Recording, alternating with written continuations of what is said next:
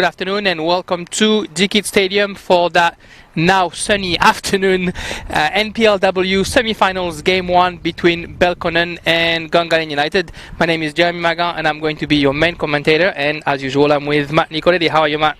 Very good, Jeremy. Very glad to be here. Thanks for having me back again. And today we have a very, very interesting matchup, to say the least. As I'm sure you'll mention, it was 1-1 between these two, so not much could really break them last time. So it's going to be interesting to see how they match up this week, especially considering they both came off losses last round.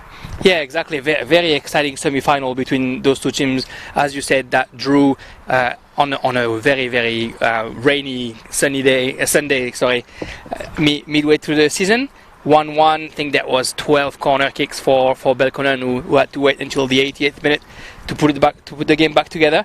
That's definitely going to be a bit of a bone to pick for this Belconnen team, isn't it?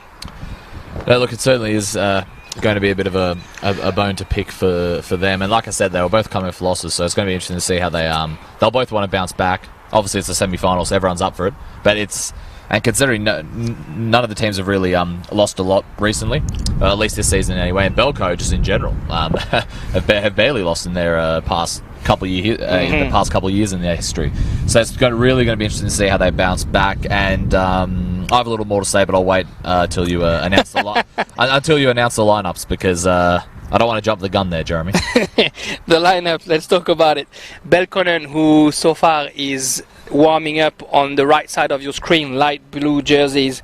The usual team, I guess. Jessica Giovinazzo in the goalkeeper. The back four, Jessie Rachat, Mia McGovern, Karen Clark and Catherine Brown playing left back. The midfield is Michaela Thornton, Katie Woodman and Sam Price. When I say the usual team, obviously Sam Price is playing because Alexia Forner unfortunately did her knee a couple of weeks back now, and I've seen her on the sideline. We wish her a speed recovery as usual. And up there, the top three for Belconnen: Jazz McGuire on the left, Nicole Jaloka up front, and Vanessa Ryan on the right. Interesting team for Belco. No, look, it certainly is. What I find interesting about it is Vanessa Ryan playing on the right. I know she's been playing right back recently, but playing on the wing. Well, she's very quick. She's got the skills for it, and I guess what we've seen so far this season from Ahmed Oghul is he likes to sort of rotate his wingers and his fullbacks. So clearly he sees a correlation there in the skills and what he wants them to play. And I guess when he wants to change things up a little bit, that's when he likes to do a bit of the rotation, because of course earlier in the season we saw Catherine Brown as a left wing, and we saw Vanessa Ryan actually play left back with her, and I thought I thought they combined it very well. So the first few matches I saw anyway, I thought they probably had the best combination I'd seen, well, so far up until that point anyway, when we saw them play. So I'm going to be really intrigued to see how they play with these little bit of changes. I guess he's just trying to just trying to change them up, but I guess he sees as fullbacks and wingers as a sort of a like-for-like sort of talent. So clearly, he rates all his wingers and his fullbacks to do both parts. And as a player, you appreciate it when your coach thinks you can play several different positions. And as usual, the depth for Belconnen is an asset. Kira Bobin, Maria Pachi, Maya Osmond, and Leah Carnegie on the bench. We all know that Carnegie and Bobin specifically are able to score in any position. Great to have those girls on the bench for Ahmed Oghul. If we look at Gungahlin, Belconnen was playing a 4-3-3. Gungahlin looks like they're playing a 4-3-3 as well, but potentially with a false 9. Kelly Tony is the goalkeeper. Back four, Alex Patterson on the right, Bridget Sender on the left, Steph Jeans and Madeline Percival in the center defense. The midfield, Rachel Corbett, Stella DeMarco and Tanya Miro. And up front, Jade Brown on the left, Erica Pennyfield on the right. And like I said, LK Aitulu, who's playing 9, but from what Diego sort of told me, might be more of a false 9 kind of role, which is what we've seen LK playing anyway. She likes to drop a little bit lower to be able to get those balls. And I think that sort of suits the team best, because we saw when they switched it around for all the game against Woden Western, I think it was, and it just didn't work out for them. We all know Tiana likes to create, and she likes to create quite well. And Elka, like you said, she does like to drop a bit because she has that incredible left or right foot. I keep forgetting which foot she has. She has both, I think. But yeah, both, right there foot. You go. But she has an incredible shot on her, so that's why she likes to drop a bit, because that's her greatest asset. She has a fantastic shot from range. But for Gungahlin United, coming off last week, despite the loss, it was there's not really much you could do to to save what Grace Gill did. We all know her qualities and how she plays as a player. And last week she had a couple of moments of brilliance and a fantastic goal as well. So there wasn't too much separating the sides last week. So I'm sure Gungahlin weren't looking down from last week, because they both played a very good game. And I guess Gungahlin for me is, can they keep up the intensity that they showed last week against Canberra Croatia, because they're going to need it this week against Belconnen United. And in terms of Belconnen United, I guess it's all about concentration. We saw last week there's a few lapses of concentration where CUA Academy pounced, and we all know that Gungahlin have the quality to pounce on Belconnen if they sort of show those little lapses of concentration. Exactly, and to finish with the Gungahlin lineup, the bench, we have Dee Sidhu, we have Ruby Gambale, Ella Rose Brown, and Sophie Spice, the second goalkeeper, and Ayla Robertson. Same thing, very, very talented bench there. Dee Sidhu, who is back from an hamstring injury, but Diego has been rightfully so very happy with Steph Leging playing at centre back. So Dee is starting on the sidelines and will be able to get in if anything, I guess, doesn't go their way. But yeah, having Ella Rose Brown, who scored already 2 goals already this season, and Ruby Gambale, who's also put her name on the score sheet this season on the bench, is a real good asset for Gungahlin as well.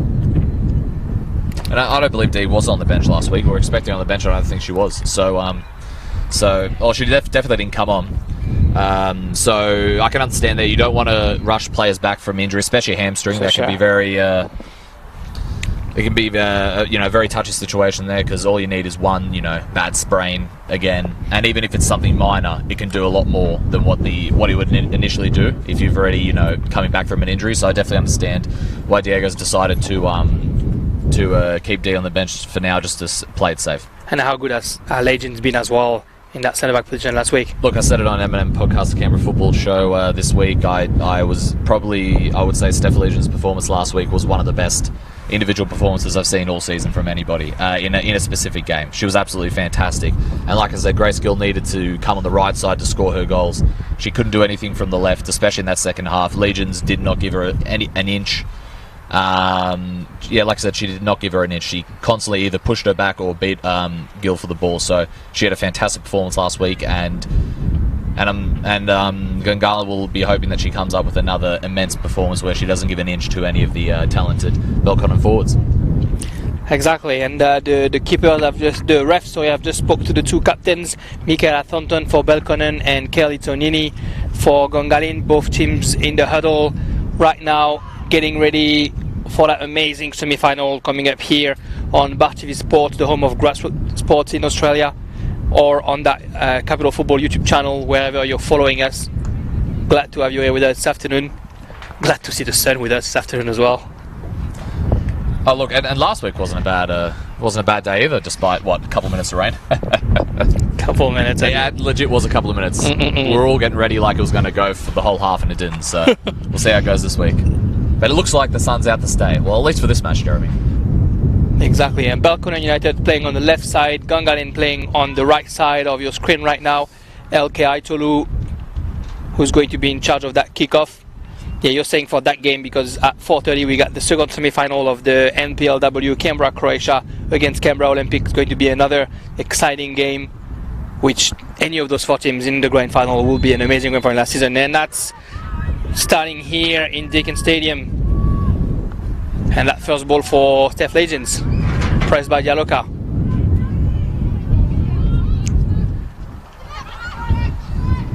Straight away the intensity. Percival with the ball. He's trying to find Brown, but the ball a little bit too close to the throw-in, and that's going to be the first throw-in for Belconnen. Rush out with their 2 legs heavily strapped. DeMarco with the ball. Finds Pennyfield. Now Aitolu, 35 meters, she's going to shoot. Great shot, and the save by Giovinazzo. LK Aitolu will do that, won't she? That's what we said it literally just a couple of minutes ago. That's what she does best, and if that was a little bit higher, I think that's in. So I'm sure we're going to see more than a few attempts like that from Aitolu this game. And that's how Rachel Corbett scored against Belconnen early this season. A shot from long range who dived right under the crossbar, and Giovinazzo wasn't able to stop it. It's probably one of the keys of the game for Gungahlin. Alex Patterson with the throw-in. Diego Iglesias telling me earlier this week that he was very happy to see Alex Patterson back in the starting lineup this week, as well as Eric Midfield gives his right side the strengths that he likes to have. Mind you, last week Ruby Gambel, when she was playing instead of Patterson, had a great game as well. Michaela Thornton coming back and finding Karen Clark. Karen Clark loves the long ball, and she sends one right down the line for Vanessa Ryan. A little bit too much on it, unfortunately. Now, let's not forget last week, Gungahlin immediately was on the back foot not long into the match. So it's already a bit of a different feel to the match than we had last week. Immediately last week we were on it. You couldn't blink for a second last week, especially in the first 20-30 minutes. So I think we're going to see a lot more of a feeling out process to start this game. Jaloka, 25 minutes, a turn to shot over the crossbar as well. One shot each side after a couple of minutes here. The target not found yet. Gungahlin would like to play the short ball to get the ball out. He's now going to opt out for the long one. Rush out, good anticipation coming in front of Jade Brown. She's trying to turn around. She does it. Takes the win. It's going to be able to cross despite the tackle from Jade Brown. That tackle really helped though. And Legions can clear that ball away. Great comeback by Rashad. Steal that ball from Bridget Sender. Miki Thornton finding Jaloka next to her. Jaloka sending Vanessa Ryan in the box. She is offside. But again, great closing by Legions if she wasn't. She's already on her game today so far. Legions already cleared a ball, and her reading of the game so far has been as you'd expect. Rach Corbett finding Percival. Percival trying to launch Bridget Sander, but the ball straight on Clark. A right idea there from Percival. You could see what she was trying to do. Didn't get the sort of aim that she wanted, but you could, or at least from our angle anyway, you could see the attempt there. Percival clearing the way only if she can, and a throwing for Catherine Brown. The stat says that Belconnen is a heavy favourite. The last 10 games, 7 wins for Belconnen and 3 draws. The last time Gungahlin was able to win against Belconnen was in 2015. And back then, in the Belconnen team already was Michaela Thornton, Karen Clark, Catherine Brown. But in the Gungahlin team, you had a lot of players that we know but don't play for Gungahlin anymore. Grace Field, Brittany Palombi, Aisha Andrade. Must have been a great team back then. Yeah, very, very interesting. And they seem a lot more, all that talent seems to be a little more spread out now, which makes for a very good competition, of course. And shows the youth of Gungahlin right now as well. And it's an interesting statistic, but I don't think Gungahlin, well, naturally, because I don't think many of these players in Gungahlin or any of them at all really were in the team back then. But they're not going to think, I don't think, they're just going to look back to their draw, and they're going to say, look, we had Belconnen, we led Belconnen for a very long period of the match, so Gungahlin are going to be confident that they would fancy their own chances here. Yeah, exactly, and yeah, it does show the youth of that Gungahlin side, but also the experience of Belconnen. 3-4 players who were already in that side 5 years ago. Haitolo with the ball, trying to find Miro, but Catherine Brown is here. There was a bit of a call for a handball by Legions earlier on the edge of the box, but the referee said play on.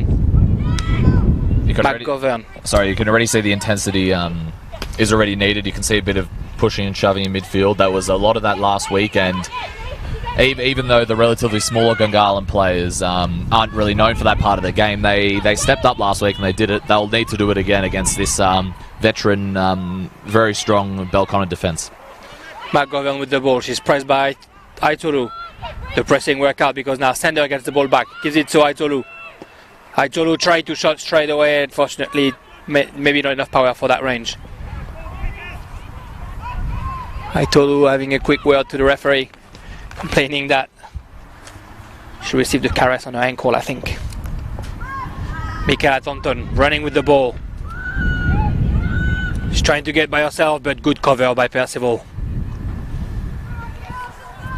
And the last time those two teams met in post-season was in 2017, and Belconnen had won 3-2. Back then in the Belconnen side we had Nicole Jaloka, we had Catherine Brown, we had Woodman, Thornton, and Jazz Magoya was here as well. And in Gungahlin back then, Maddie Percival was already here with Alex Patterson, with Erica Pennyfield.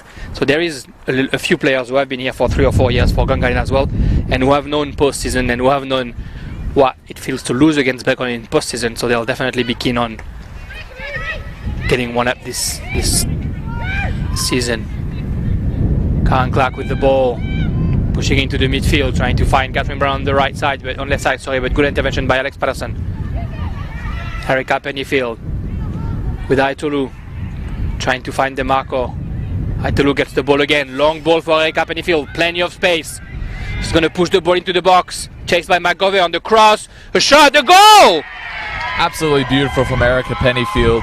Took the ball from nearly halfway, ran and put a bullet into the top left corner. Fantastic start for Gungahlin United. That's exactly the start they would have needed. What a goal by Erica Pennyfield. I called it a cross because I thought it was going to be a cross. Walked into the box, found the opposite top corner. Either way, it did the job, didn't it, Jeremy? Beautiful goal. Indeed, it did the job. Beautiful goal. 7 minutes in, 1-0 for Gungahlin. What a start. And let's also praise Elke Aitolu there for that brilliant ball. To see the foresight for that.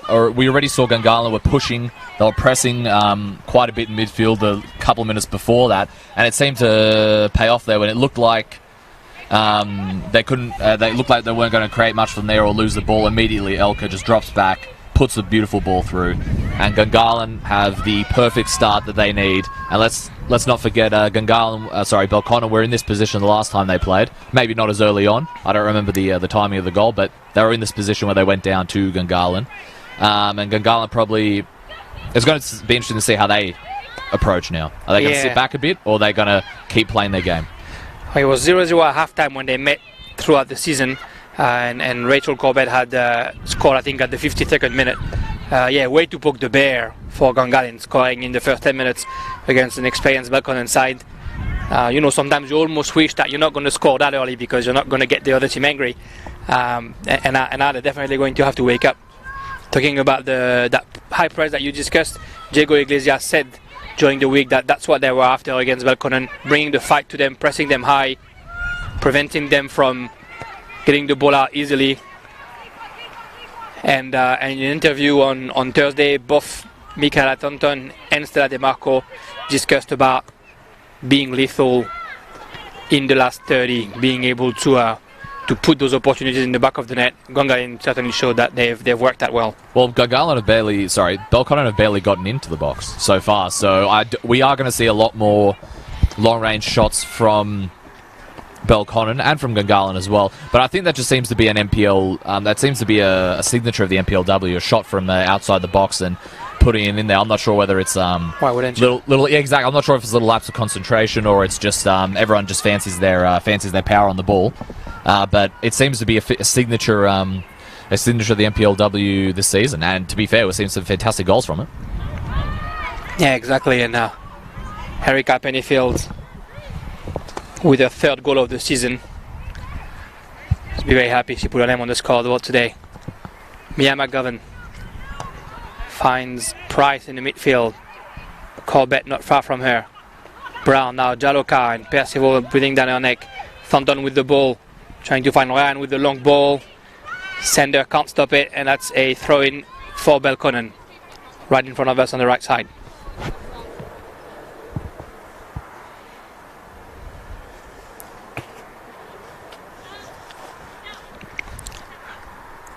Ten minutes in that game with the real intensity of a semi-final.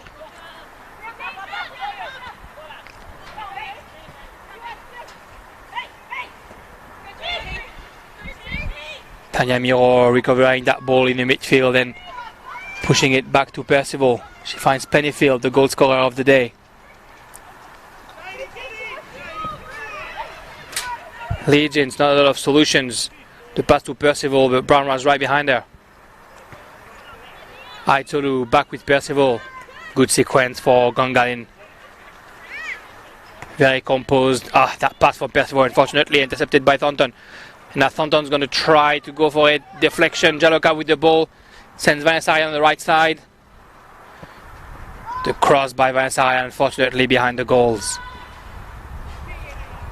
She had to resist to the pressure of Bridget Sender there, and wasn't able to adjust her cross. Kelly Tonini with the clearance, headed by Mia McGovern. Now Miro gets the ball back. Corbett. Hans Pennyfield. Pennyfield back to Corbett.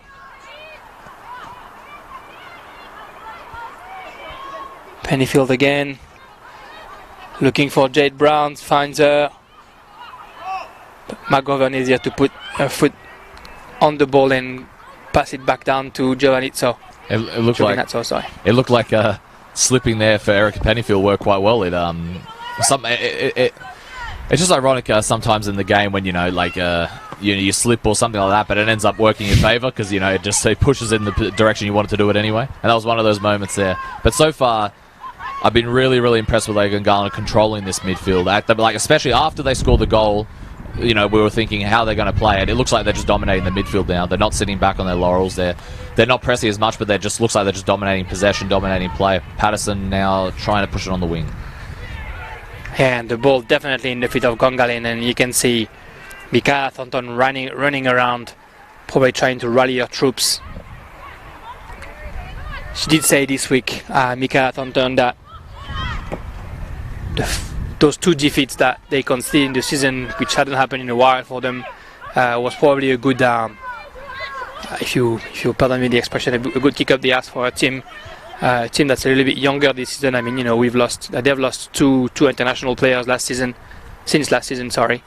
And she said, some players might think that just because you play for Belconnen you're going to win, but to win a game you actually have to play a game, and that's the lesson that has to be learned this season for the Blue Devils. Well, it's a very telling quote, and I guess this season would sort of prove those quotes correct by the captain, Mikaela Thornton there. I just saw Vanessa Ryan before sort of put up her hands going, none of the balls are essentially inciting, none of the balls are coming to me, and she has to do a lot more running to get to those balls. Look, for Belconnen, it seems that there just seems to be a missing link in between the wingers and between the midfield anyway, because it looks like all the balls are coming from the defenders. They're trying to hit it to the wingers, but either the balls are not or are too short or they're way too far forward. So I guess they just got to work on that link at the moment, Belconnen. But if I was Belconnen, I would try and slow the game down a little bit more. I think just sort of regain your possession, regain your focus, and start again essentially.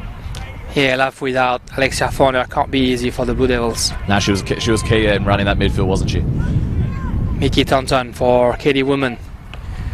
Woodman on the right side for Rashad. Trying to find Vanessa Ryan, the ball deflected. And that's a throw-in for the Blue Devils. Like I mentioned by that pass there, it just seems like there's a missing link to the between the defence and the wingers at the moment.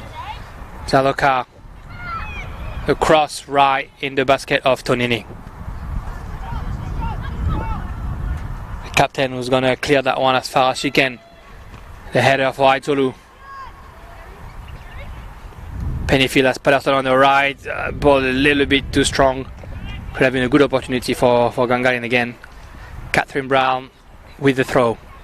I guess we haven't mentioned the pitch yet. It's we mentioned last week it's had quite a bit of some games on it, Jeremy. There looks like a lot more patches than there were last week. Would you well, what do you think about that? Yeah, heavy rain this morning. Zaloka with the ball right now in the cross.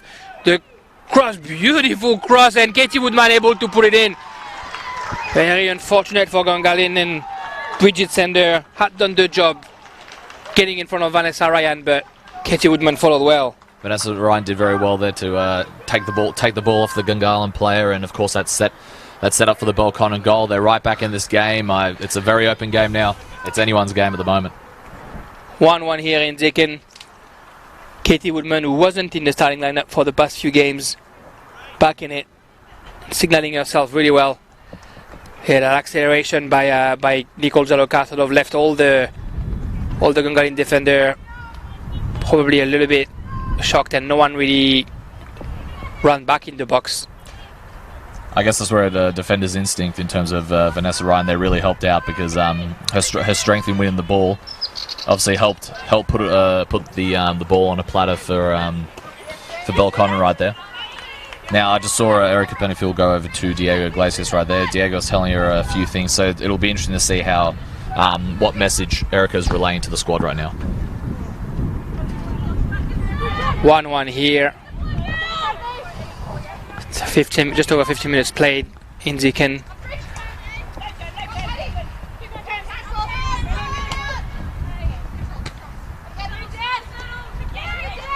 Bit of scrappy play here in the midfield, the ball in the air. And Elke Aitulu putting a full foot to it. The ball behind Pennyfield. Unfortunately, Brown's going to be able to take control of it. Pass it to McGovern. Woodman, the goal scorer, back down to Clark. Clark throwing that ball behind center. Unfortunately, before Vanessa Ryan had made any run.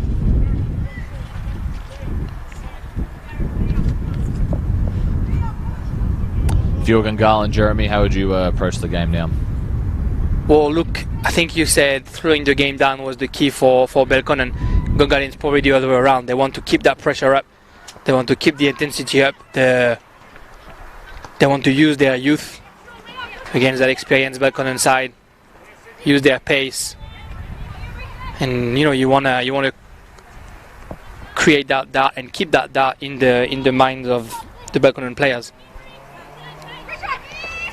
Because if you let them build their game, then they become very dangerous. Karen Clark with the ball prevented it from coming out. Apparently, it sort of did look out. He was in front of us. It looked like he was out, but the referee said play on, and he was well placed too. Price trying to push that ball for Thornton, but good defense by Patterson. Down to Tonini, who can clear only as far as Brown. The long ball in the box. Jaloka from 20 meters, just over the crossbar. They've had quite a few shots now from outside the box, Belconnen, which have looked quite dangerous. You would with the amount of shots they've had and the amount of times we've gone, you would think one of those are eventually going to go in. So it's going to be interesting to see how this plays out. Yeah, once Jaloka adjusts her foot to find the target, that's going to be a problem for Gungahlin.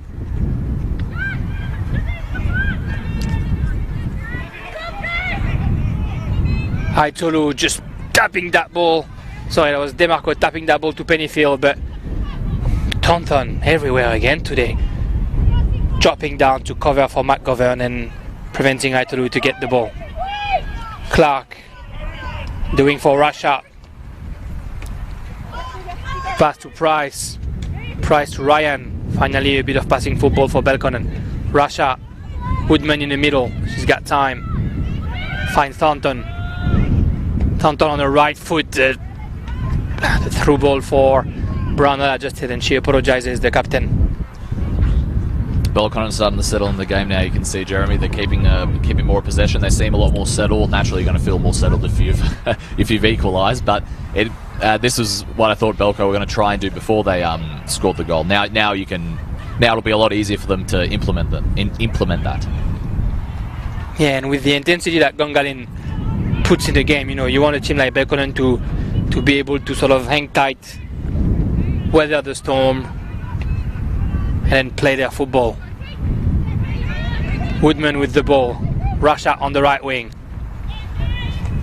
Brown chasing back. Russia's part not precise enough for Jaloka. And we've mentioned the intensity quite a few times, but like you said, the reason why it's key as well. You can see it right now when Belconnen dominate play, they create a lot more chances. We saw they didn't create too much when they weren't dominating play. That's exactly why Gungahlin need to keep up the intensity. Obviously, you can't keep that up for 90 minutes, but you got to make it hit where it counts. Nice duel here on our side between Jade Brown and Jessie Rashard. Jade Brown a couple of times was able to dribble the way past Jessie Rashard, but the experienced right back doesn't give up and always gets back on her. Very, very good balance as well from Brown there, because she kept that ball in the entire time. DeMarco for Legions. I guess that sort of shows as well, and we saw last week, Gungahlin, in terms of the physical presence, are a lot stronger than they look. So yeah, they definitely would fancy that part of the game more than anyone else really would. Gungahlin trying to put the foot on the ball a little bit. Brown can recover that ball in the feet of DeMarco. The cross from Brown, and again good intervention by Sender. Rachel Corbett taking her time, turning around, finding Aitolu. McGovern looking like she's individually marking Aitolu right now. Brown gets the ball back, plays with Maguire. Aitolu intercepts DeMarco. DeMarco resisting Brown. Great stuff from the young midfielder. Nice little triangle here between Pennyfield, Pedersen and Aitolu. Pedersen with the ball again. Fortunately, both through intercepted. Jaloka on the right side for Rashad. Brown closing down, but Rashad can find Thornton. Thornton has a bit of space, trying to go by herself, but good intervention by Corbett and now Percival. Great defensive effort by Jaloka to get the ball back and give it to Rashad. Rashad's pass miscommunication, and Aitolu is able to intercept, but doesn't have a lot of solution in front of her. She finds Pennyfield on the right. Look, yeah, that's the only issue when you've got a forward player that likes to sort of drop deep a bit. If the wingers aren't in position right away, it's not going to be as effective. Obviously, we saw it work with Erica Pennyfield before. However, I guess that was that sort of shows that if the wingers aren't in position, it's going to be difficult. Especially with the way Belconnen sit with their back four, it's going to be difficult unless they're in position when you drop back like that. Another long ball from Karen Clark. Karen Clark really fancy those long balls in the back of the defense, but she sort of doesn't wait for the striker, the forwards, to make the run before just launching the ball. It's what I was saying before about the missing link. It just seems like, once they get that link, Belco are going to be dangerous once again. Yeah, she's got the ability to put some beautiful balls, but if she doesn't wait for the forward to make the run, they're all going to go straight to Tonini. Another one. This time Maguire trying to chase, and she might get to the ball before Patterson. And you would think now that they're level again, they'll that she'll slow down a bit, be a little more patient with those balls, wait for the striker or the winger to make that run. She found a good throw in over there, but the ball in the feet, I was going to say in the hands of Gungahlin right now.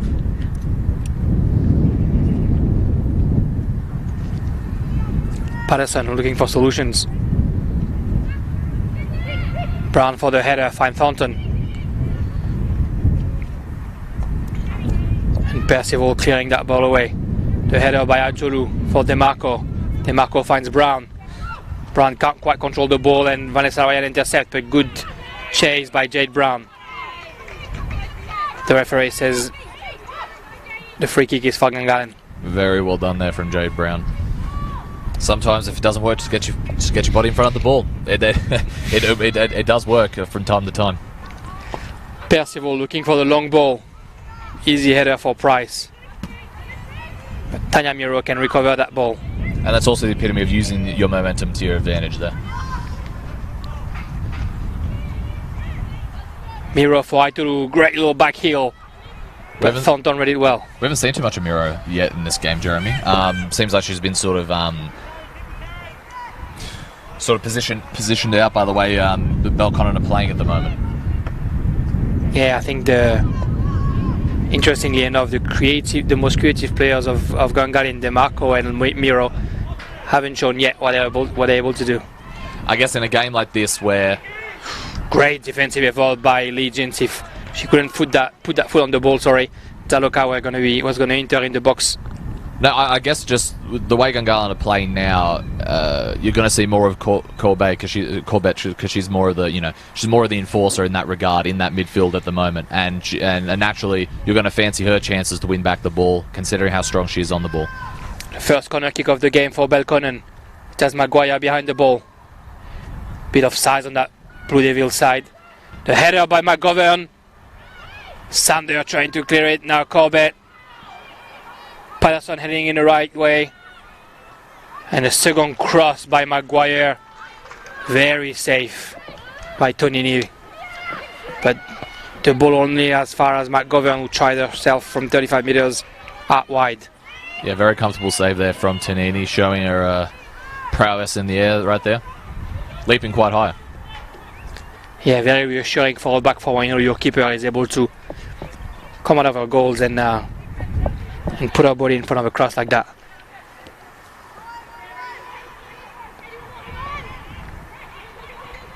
The ball back in the Belconnen fit.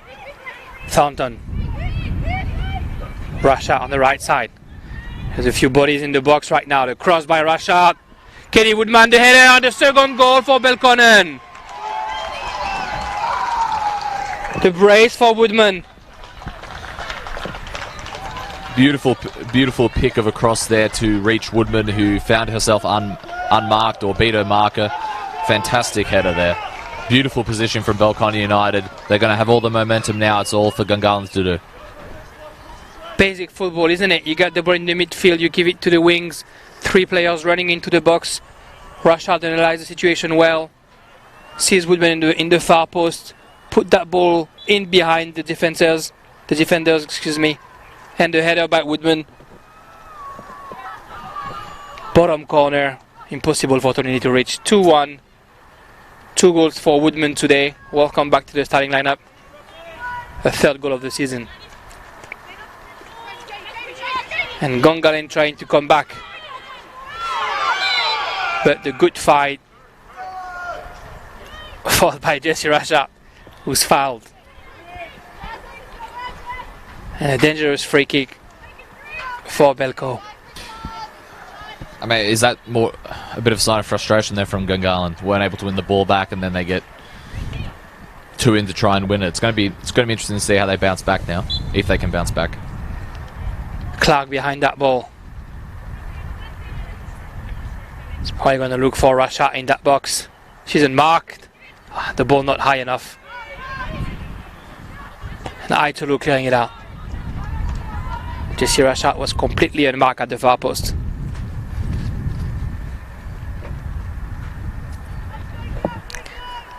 Yeah, like I said, it looked like Gungahlin poked the bear a little bit early there, and Belconnen able to respond twice before half-time, half an hour in that first half. And like we said, the issue is once Belconnen take control, that's when they're most dangerous. And it seems like they're starting. If they're not there yet, they're close to gaining that control. Yeah, we're talking about a team who, in the first 5 games, was able to score 33 goals. Mind you, the last 3 games, they only scored 3 goals, which seems abnormal for the firepower they have up front. Maybe that's why he likes Ahmed Ulgul likes to rotate his fullbacks and his wingers, just so he knows he's sort of got a guaranteed cross there for the likes of Woodman and the like. Vanessa are not able to control that ball. That'll be a throw-in for Gungahlin. Sanders finds Aitolu, but she's got 3 Belconnen players around her. Miro pressing McGovern. McGovern turns around and gives it to Giovinazzo. Giovinazzo back to McGovern. The pass for Jaloka, unfortunately wasn't able to find Ryan in that little deflection. Tonini clearing it out. Well done there from Tonini. Beautiful reading the game, and you could see she worked quite well there with her defender. Yeah, I think it looked like she was hoping the goal was going to go in the box so she could take it with her hands, but just a little bit short. Jaloka, she got Bridget Sander behind her. And Jade Brown as well. Jade Brown slips on the ball. And the throw for Belco. doing a lot of defensive work today, Jade Brown. Didn't have to do that too much last week, but she's stepping up to the plate in that regard this week. Very long throw by Russia in the box. Belconnen can't take advantage of it. And now DeMarco. Well done for DeMarco. For Brown. Back to DeMarco. Back to Brown and Sander. Good triangle there. Aitolu's pass just in between Brown and DeMarco, and Russia will play that throw in. Jaloka tried to deflect it for Price. Woodman puts the ball in the box. Price with the ball 20 meters. Finds Vanessa Ryan in the box. Ryan on the right foot. Turns around. Gives it to Jaloka. The one-touch cross. No problem for Tonini. Playing fast for Pennyfield on the right side. Pennyfield looking for Miro. Good anticipation by McGovern. She read it all. The two former academy players battling it out over there. And there is McGovern again. My favorite centre back in the league with our number 9 in the back. I love the ambition. Let's not forget Legions with the 7 as well. Yeah. Canberra United has a fullback with the number 10, Alice Jensen. Vanessa Ryan not able to keep that ball in play. And the throw in for Bridget Sander. Aitolu. The ball still in play. DeMarco and Aitolu trying to get that ball out. Pressed by Belconnen though. Jaloka opening up the play for Maguire, but good defense by Patterson, who found Legions. Legions back to Patterson on the right side.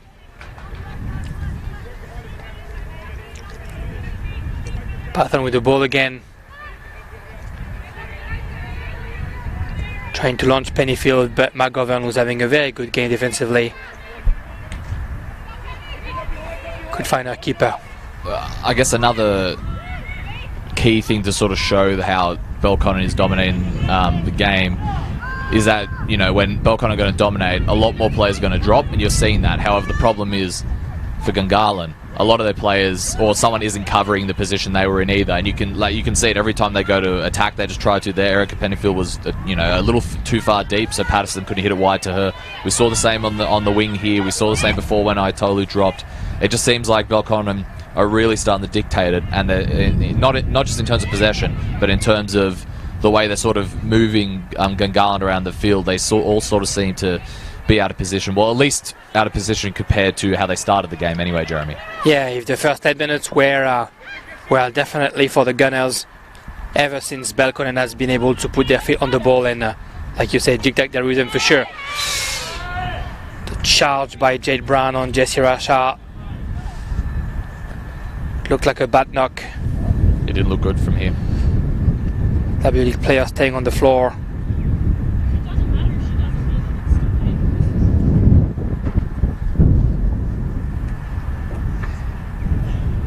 Thornton complaining to the ref that the tackle was dangerous.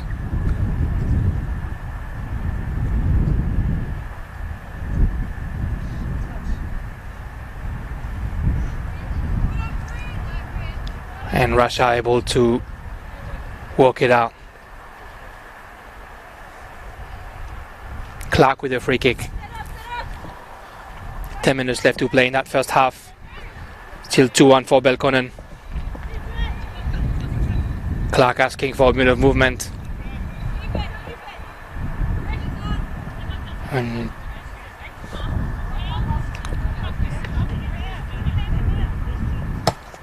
just putting the ball in the box. The header for Percival. She had to put a second header there, and Miro able to put that ball wide. Pennyfield, she's got Woodman in front of her, she's turning around. Finds Legions. Gungahlin building from the back. Percival for Miro.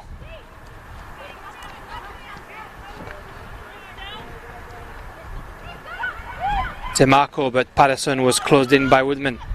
And now Jaloka trying to launch. Vanessa Ryan in the box, 1v1, the shot on the crossbar. Beautiful position there from Vanessa Ryan, getting herself in position, and a great shot as well. Fantastic save though from Tonini to cancel out Ryan's effort there, but that was very dangerous there from Vanessa Ryan. Yeah, and for once she put herself in field compared to her defender, got the ball in the box, looked in the middle, see if a cross was available, no support, so she just tried herself.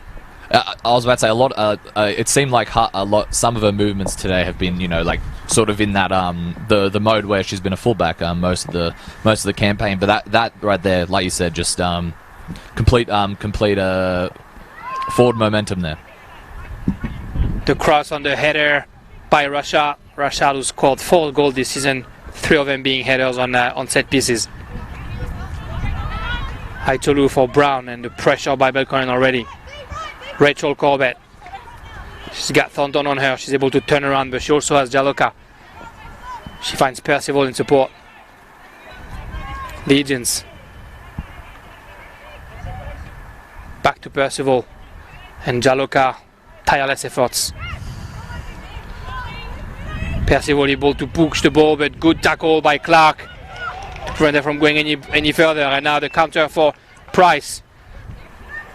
The ball for Maguire. Sorry, Ryan, excuse me. Ryan versus Legions. Ryan goes through. And good tackle by Jade Brown again.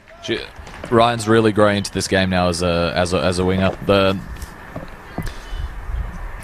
movement seems more natural, like you were saying before. And she's using her strength to a great advantage right now. Always winning the ball, even if it looks like someone's 50-50 with her. Her strength's going to cancel the other person out. First corner kick from the right side, and Catherine Brown will run the whole pitch to come in and take it. Well, she fancies her chances at a corner. Brown's left foot in the box, and a goal. Well, I just said she fancies her chances with the corner. Goal by Jaloka. And it worked out for the best, didn't it, for Belconnen? 3-1 up. It's going to be interesting to see how Gungahlin respond to this after the break. I thought I saw a handball from where I was. That's what I was waiting to see what the referee was doing. Well, it did feel like half the players didn't know what was going on. I looked straight to the ref, but the ref didn't look confused at all, or he didn't he didn't look like he hadn't made up his mind.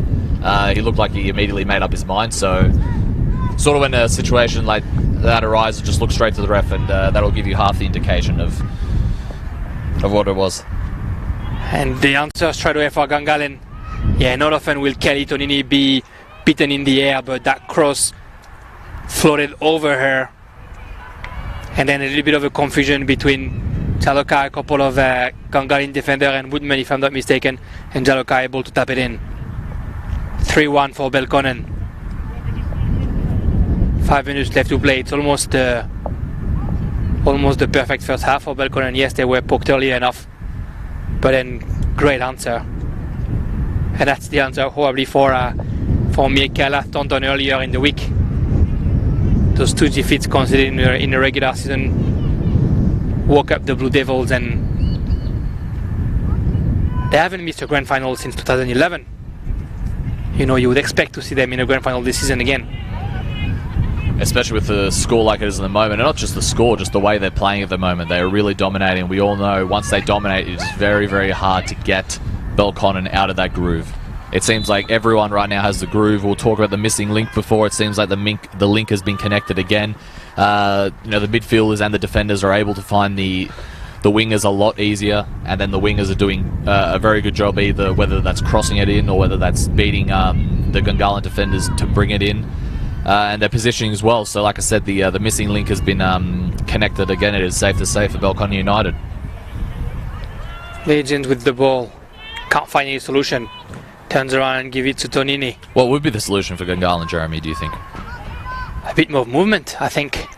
The first 10 minutes they were running everywhere, and they were able to find each other in space, and since the second goal, offensively there's just a little bit less runs. They're not available for each other, unfortunately. I think Belconnen just stretched them as well, because you didn't see this sort of, not lack of marking, but You didn't see like Canberra Croatia players losing their marker that often last week, for example. And this week, it just seems like Belconnen have worn them out, which would be a little concerning considering it is only the end of the first half. So I'm really intrigued to see to think what Diego would be saying to his players at halftime. To try and make some sort of a comeback. Because let's be honest, this is football, and in the semi-final, it doesn't matter whether you're down 3-1 or 10-0. You're gonna, you want to put if you're down in the first half, you want to make an effort and try and make a comeback. Jade Bryan trying to get the ball off Jesse Rashad feet here. Rashad back with the ball. 1-2 with Price. Back down to Clark. Clark, the long ball for Maguire. Overcooked, and it'll be a goal kick for Tonini. 3 minutes left to play here at Diggin Stadium. Is it just me, or does it feel like that first half felt like a whole game? Just the way the momentum of the game sort of shifted back and forth, and just the narrative that was played out in that first half, Jeremy. Yeah, indeed, and it did look like a good half of it was Gungahlin's.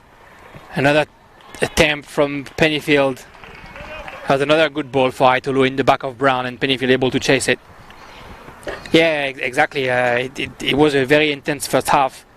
You can see that there's a little bit of fatigue, and I'm assuming the field being a bit heavy with the rain can't be easy for any of the players.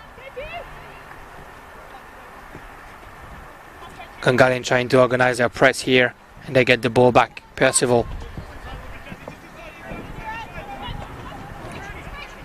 Her pass intercepted by Brown. Brown in the charge. Ryan asking for the ball on the right. The ball deflected to Maguire. Back in the feet of Ryan. Price opening up for Thornton. Beautiful ball. Thornton with the cross. Deflected by Corbett. See, we were saying before about Gungahlin how when a player drops in, another player will take their position. We just saw it there where Ryan dropped in, and then you saw Rushart move immediately all the way out. So that's the sort of movement Diego Iglesias will be wanting to see from his side in the second half. A corner kick for Catherine Brown.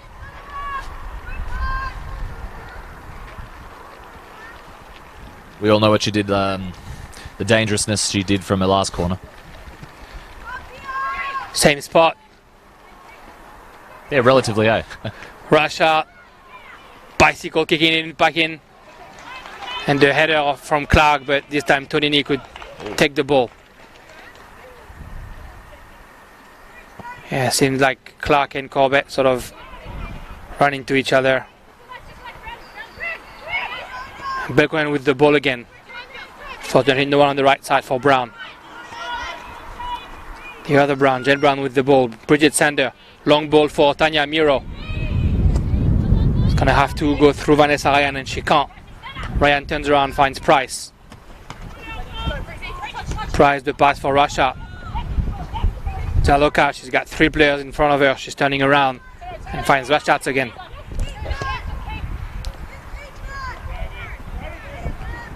Ball back to Clark, and Clark, a long ball on the left side for Brown. Brown trying to run past Patterson. Turns around and gives it to Woodman. Woodman for Thornton. She's got Corbett on her back, but she's able to turn around. Beautiful again by Thornton. The captain running into the box. Slips on the ball, but still has control of it. Gungahlin was able to get the ball back, and a foul committed by Thornton. Belconnen faithful weren't happy with that call. You could hear them from here. Where I was, it looked like a bit of a nasty foul by Thornton. Just pointing out what I hear. Legends with the ball. Asking for solutions. But Brown is defended by Ryan, and now Rashat has space on the right side. Trying to find Maguire, but good interception by Percival.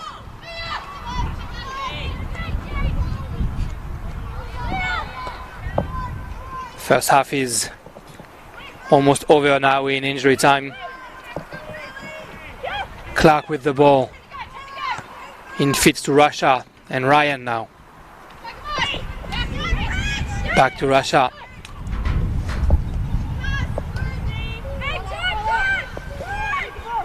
Clark was going to try and get the last one in. Clark with the ball 25 meters for Price. Good defense by Sander. Was running in front of Ryan. Great effort by Bridget Sander here. Now Jade Brown. But Ryan was able to get the ball back. Price. Back down for Thornton. She's got space. Jaloka in the box. Now Price, the shot. Ooh. Couldn't connect quite with the ball, and the save by Tonini. Patterson for DeMarco. Is that the last one of the game? Of the half, sorry. DeMarco on the right for Pennyfield. Pennyfield doesn't have a lot of support. Jade Brown, far posts. Good intervention by Rashat. And the referee whistles half time. Very entertaining first half, Matt. 3-1 for Belconnen. Yeah, look, it was certainly an interesting first half. I sort of stand by my comment where I've said it felt like that first half was like a whole game. I know in the time span of things, Belconnen's dominance ranged a lot longer than Gungalin's, but just the way it sort of went in and out. Look, the big question for me is, like I said, for Belconnen, what's important for them is they found that link. At the start, they've struggled with the link up play with the wingers. Now they've got that intact, and like 2 of their goals have come from the wings. So it's going to be very interesting to see how Gungahlin bounce back. If you're Diego Iglesias, Jeremy, how do you attack this second half? Because being 3-1 down, it's especially against a team like Belconnen when they're in form, it's very difficult to come back. Well, I think Belconnen has the momentum right now, and the first thing you want to do is maybe not concede a fourth one, which I think Belconnen is going to try and score as early as possible. So it's going to be probably a mix of resisting the Belconnen offenses and trying to be performing in counter attacks. I think if I was Diego, I would probably just sort of wait and see and defend a little bit, drop a little bit low, make sure Belconnen can't score that fourth goal, and then taking advantage of any counter attack that my team can do. Thanks everyone for that first half, and we'll see each other again in 50 minutes.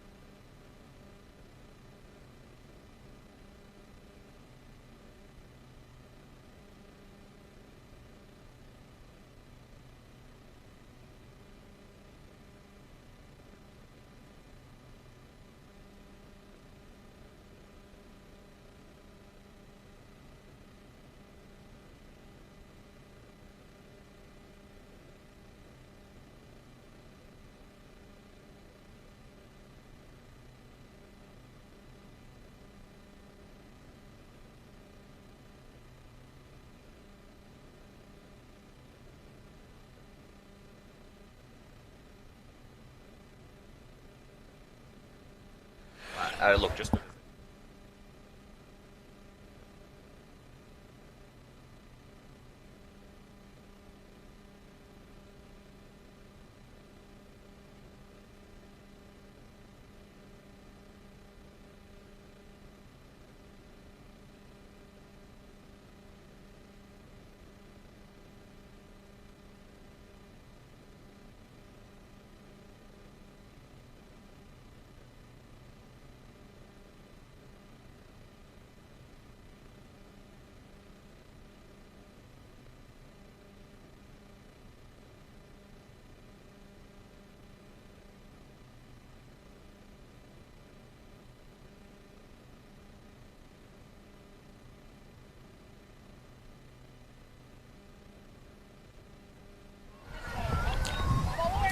Welcome back to Jikin Stadium for that second half.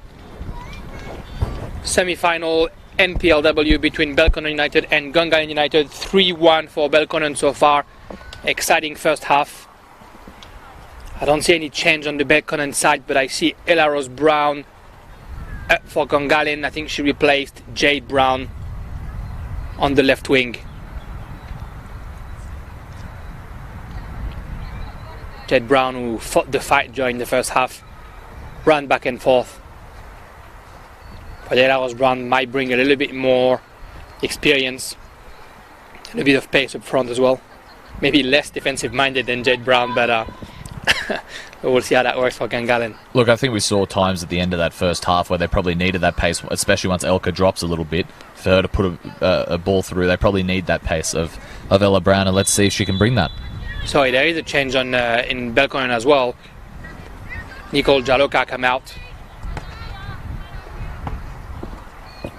Kira Bobin is in. Sorry, Maya Osmond is in up front. Interesting change for Amadougo. Maybe Jaloka. Yeah, Jaloka looks like she's getting a little bit of attention on the bench over there. And Maya Osmond stole her first ball there. Legions.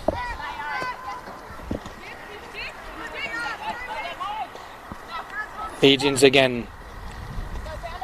Catherine Brown pressing Pennyfield, but Pennyfield can find Miro. Back to Pennyfield. The pass to Ella Rose Brown, her first ball of the second half. DeMarco. Pennyfield, good passing by Gungahlin to start the second half. Fortunately, Legion lost that ball, and now Osman's running behind it, but good defense by Percival.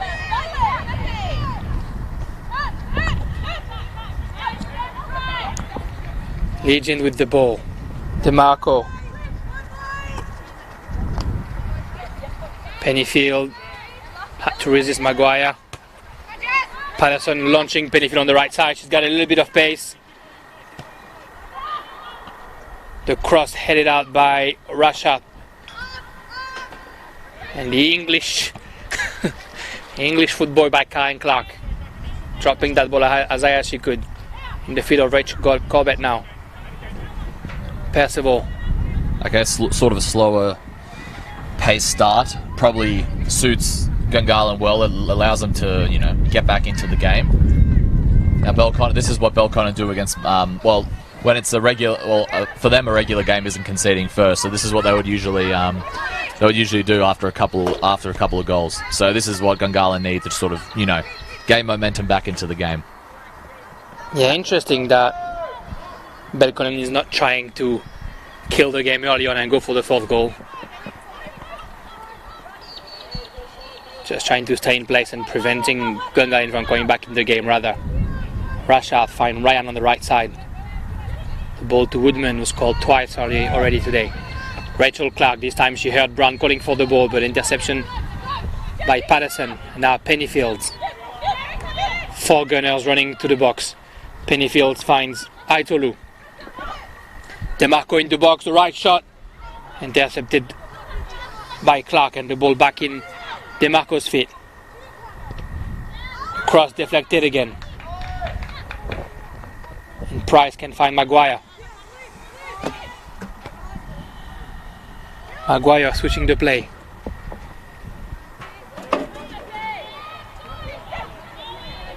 Legends resists Osmond and gives the ball to Corbett. Corbett for Brown. 1-2 with Miro. A bit too much into that one, and Ryan can jog with the ball. The pass by Giovinazzo straight on Miro. Call for a handball. Miro getting close to the box. On the right foot, the shot. Out wide. Thornton asking the ref why the handball wasn't signaled there. Have to play the whistle though. Gungahlin nearly took advantage from that.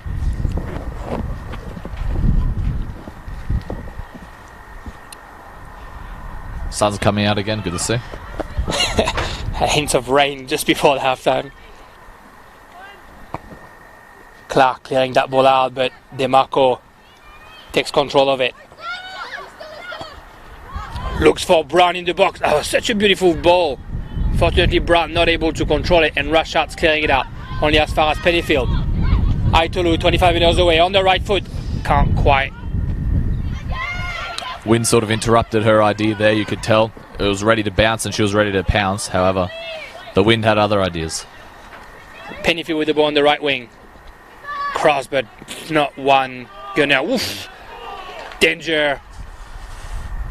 Brought by Belconnen to their own side. That's the issue. Is Tiana up front?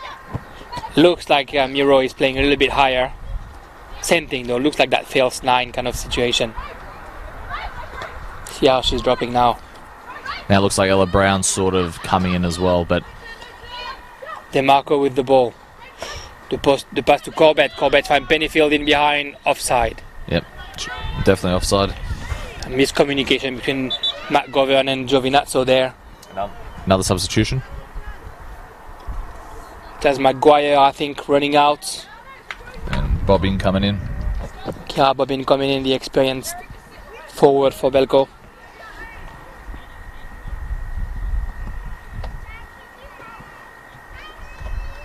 Interesting to see Belconnen, like you said, just sort of waiting it out. Trying to prevent Gungahlin from bringing the ball forward too quickly. Yeah, but like I said, I think this will help Gungahlin. This will help Gungahlin the most. It allows them to sort of grow in the game. And we all know if it's a little bit slower, it allows their midfielders to get on the end of it, and it allows them to give them some good balls, just like Stella DeMarco did just then in the box.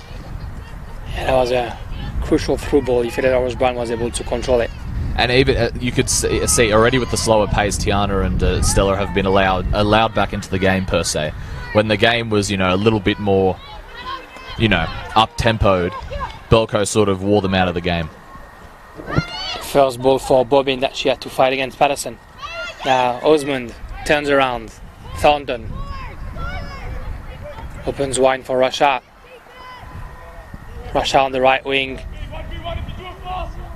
for Ryan. Well done, Ryan, getting into the box and passing it to Osmond. Osmond behind her for Clark. Clark, the shot from long range. And we could hear Ahmed Oghul telling Vanessa Ryan on the right wing, 1v1 and it's yours, and that's exactly what she did. Dribbled past Bridget Sander to get into the box.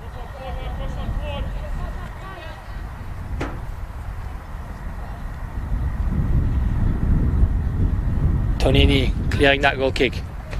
Near as far as Rashad. The header by Clark. Bobbin chasing the ball. But Patterson clears it out. Throw in for Catherine Brown.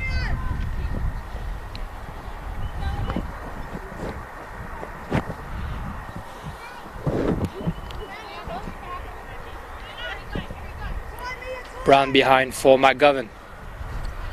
McGovern, good pass in between. For Woodman, back to McGovern. She can turn around and find Bobbin. She has Patterson on her back, good fight between the two players, and the ball to Pennyfield. Aitolu. Pennyfield. Long ball, but no problem for Clark.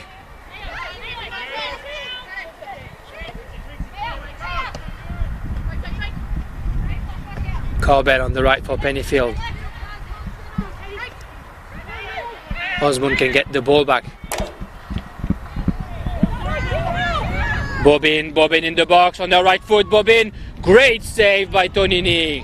Absolutely fantastic there, right there from Tanini. Read the play beautifully, and Bobbin's already made an impact. Ryan again, the pass for Bobbin. Ooh, this time the intervention of Patterson. And the penalty spot. Okay, alright. He did look like a penalty. I think Bobbin was able to shot it, and Patterson trying to kick the ball away. Couldn't quite get the ball, but got the player plenty.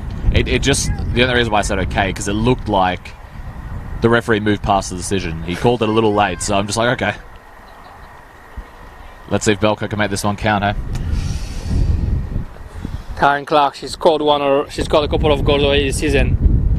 A penalty and a free kick, if I'm not mistaken. From the spot on the left bottom corner, 4-1. And that's the worst start for Gungahlin after 10 minutes. Just as they were easing into it as well. All of Kaylee Tanini's hard work outdone there by the challenge in the box. Yeah, beautiful save by Tonini just before on Kira Bobbin's attempt. One of the best saves we've seen all comp, I think. Alright, Gungahlin has now 3 goals to score. A lot of work to do for the young side. I think we're just going to see Belco just sit back now. They're not going to try, and they're going to try and conserve their energy. Break when they need to, just pass around the ball. It is really up for Gungahlin to really press, push forward, but they're going to need a lot to try and score 3 goals right now against Belconnen, just to go level. Against a team who's only conceded 5 times this season. And if they conserve their energy while doing it, and it's just going to be difficult.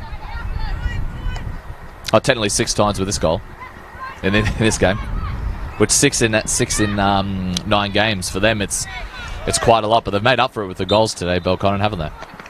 Yeah, exactly. They've shown their experience. They've waited out Gungahlin and made sure that they made the most of all their opportunities.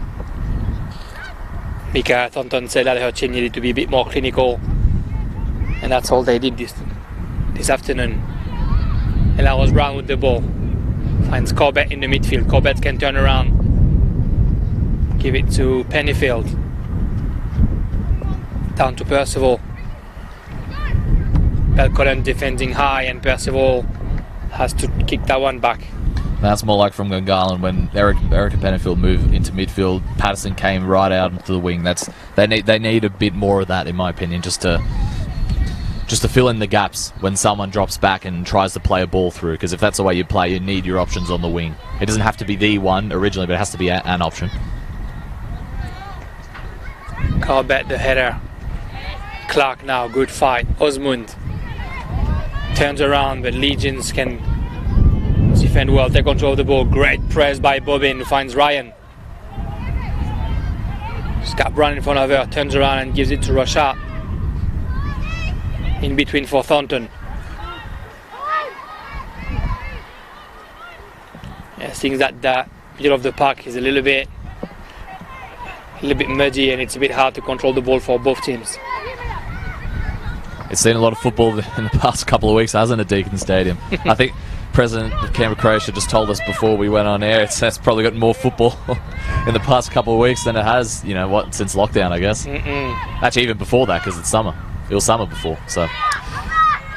Another dangerous cross here, but well dealt with by Patterson this time. Miro with the ball. Good press by Thornton. Miro can resist and find Patterson next to her, and our Legions. Legions for Pennyfield on the wing.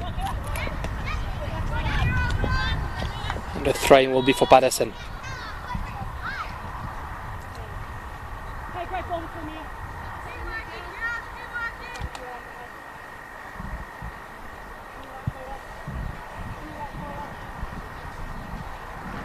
Long throw in for Aitolu.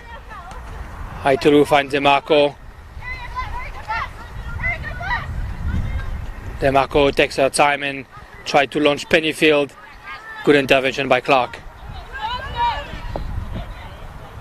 Right idea there from DeMarco. Legions turns around, find Corbett. Corbett fit for Aitolu, a little deflection, but Thornton read it faster than Miro did. Yeah, that's sort of what we've been pointing out all game. It's great when Aitolu comes in, but if no one's running onto it, you're going to have an issue there where no one's running onto the ball, or if the wingers haven't not in the right position. It's great you're creating a chance, but you're sort of creating it for nobody. Great run there by Sander. The foul by Rashad. 100% a foul.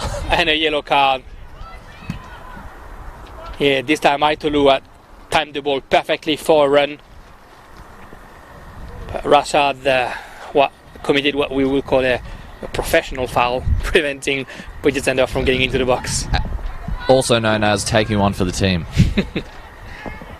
That's a second yellow card for Rashad this season. Or I guess it's always taking one for the team when you get a card. When you don't get a card, it's a professional foul. She's key to that back four, though. You don't want to take a second yellow and potentially missing out on the last game of the season. Ella Ross-Brown with that free kick. Plays it with Aitolu next to her, but really good press by Rashad. Prevented Aitolu to comfortably get on the right foot, and probably the idea was to shoot from long range. That ball was very close to going right over the fence. Patterson. It's Percival. Miro got a bit of space in front of her. DeMarco made the run, the ball came a little bit too late. And Thornton bursting out. 4v3. Thornton pushed the ball a bit too far, but she gets the ball back. 4v2 now. Thornton the cross, Bobin a bit too far for Kira Bobin. So she get control of the ball, she's in the box. Great defensive effort by Pennyfield. Belconnen not able to take advantage of a 4 against 2 opportunity there. Have to point out there with Allegiance, she was stuck between a rock and a hard place because she had 2 attackers on her, one from each side. Do I stay, do I go, do I drop off, do I move forward? It looked like she nearly made the right decision, very, very close to winning the ball, but it's a difficult position when you've got about 2 or 3 people running at you. You're just like, which way do I go? So she did very, very well in that position, considering she was the only one really in that part of the park to defend it. But we all know, Belconnen can break very quickly as well from a counter if they want to sit back, and they just proved it again right there. Aitolu finds DeMarco in between. Woodman able to recover that ball. And now Clark, great ball to open up. And Catherine Brown. Double league player trying to cross it, but Legions is here. She finds Corbett. Husband with the chase. Corbett for Aitolu. Now there's a bit of space on the right side for Pennyfield. Brown coming back. Pennyfield fit to Aitolu. Aitolu got 2 Belconnen players around her. She keeps control of the ball. Asks for the foul and doesn't get it. But Belconnen still has the ball. Corbett. Pass not precise enough. And McGovern clearing this one out.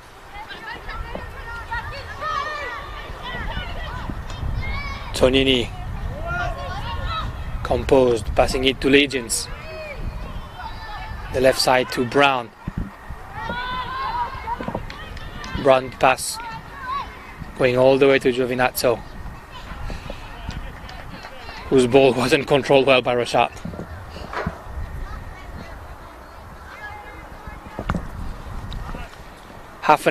Under half an hour left to play here in Deakin. Getting harder and harder for Gungahlin. The earlier they scored that second goal, the more chances they'll have.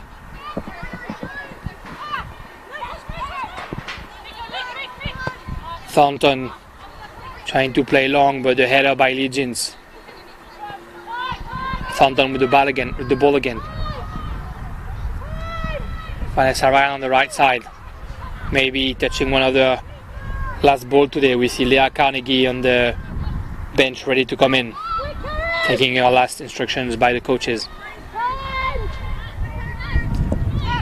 And Clark, the run by Brown, and Clark's find her in space. Beautiful ball. Brown's in the box. The cross, strong. Woodman tried the volley. That would have been a beautiful hat trick for Katie Woodman if she had connected well. And here's the sub. It's Jessie Rashad coming out, actually. Probably making sure that that yellow card doesn't turn into a red. So Leah Carnegie will be playing right back.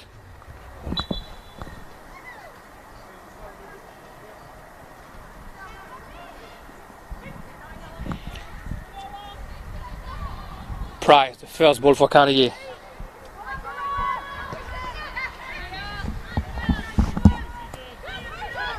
Clark with a little bit of space. Pennyfield could get that ball back. Corbett, Aitolu. The turnaround. The ball through for DeMarco. It's a lot to ask. Interesting to see that DeMarco was the one to make that. Was the one to make that run forward. She's been playing a lot higher this game. Maybe is that because they wanted a little bit up front and wanted to rely on the midfield battle with Tiana and Corbett. Yeah, she's definitely very skillful, but pace isn't her main asset from what we've seen this season. So putting her up front with those through balls is probably not a service mate to Stella DeMarco. If the ball comes into her feet, she'll be able to keep it and turn around and deliver the last asset with no problem. And that's where a lot of their goals have come from this season, from something she's started, and she's sat a little bit deeper back. Interesting positioning, I guess. Yeah, I've seen her better with the field in front of her and not behind her. Percival with the ball right here. Finds Brown on the side. The pass to Miro. And that was Brown, 1-2 with Aitolu. Now DeMarco resists McGovern once, twice. He's on the left wing, turns around. The pass to Elaos Brown. Aitolu. Aitolu shot from long range. Very easy for Giovinazzo.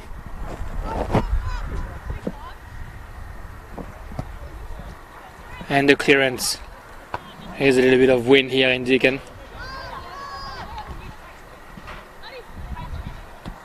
Belconnen definitely happy to sit a little bit lower right now.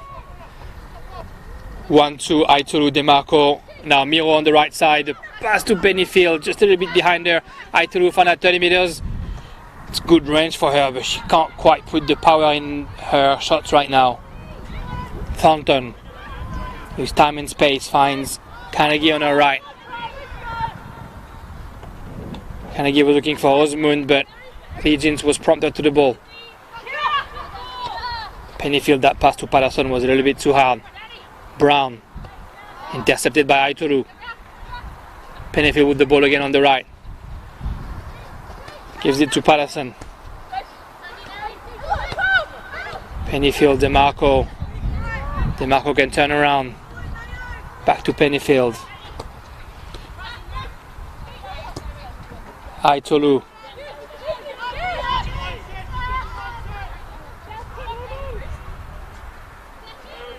And Diego Iglesias talking with Sidhu over there on the bench. Looks like the central defender is about to come in. Ref asking for a foul. Looked like Aitolu sort of tipped Osmund, but Aitolu might have hurt herself doing that. The long ball for DeMarco. DeMarco, left shot in the box. Just lacked the power to really bother Giovinazzo. Ahmed wasn't happy with the decision either. You can see him talking to one of the linesmen there. Lineswoman, sorry. Yeah, he looked deliberate from Aitolu from where I am. Corbett trying to open up for Pennyfield, but Bobbin is here. And Bobbin makes the run. Great run by Vanessa Ryan over there. The ball came a little bit too late. But Ryan ends up with the ball nevertheless. Carnegie. Ball through. Goal kick for Tonini.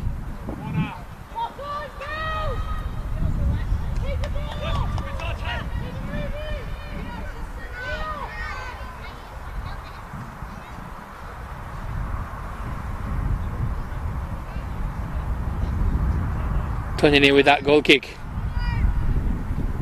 Looking for Aitolu, but no one can touch that ball, and Carnegie covering well. Elaos Brown chasing. Not pressing all the way to Giovinazzo though. The keeper playing short with McGovern. McGovern, great pass to Osman and Clark. The long ball for Ryan, but the forwards offside.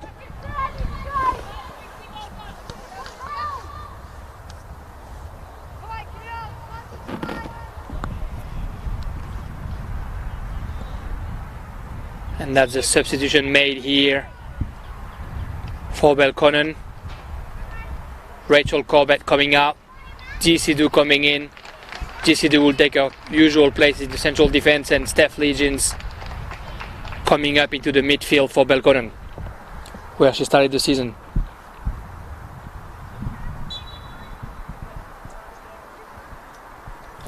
Dee will be happy to get back in the field after having a couple of weeks off. Yeah, unfortunate to come in when your team is losing 4-1, right? But what matters is to get a bit of football back in. Especially before the break. Mm-hmm. Or break, to say the least. We all know it's a long break.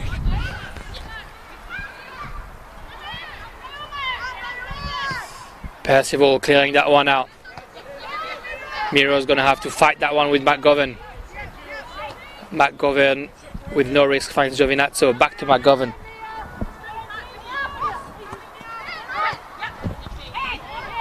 Stella DeMarco slipped. And Price with the ball. Bobbin looking for Ryan. Ryan looks offside, but the referee doesn't wave the flag. Ryan in the corner. Little nutmeg on sender. She comes into the box, turns around, gives it to Carnegie. Carnegie on her left foot. Woodman, so it was. The ball is cleared.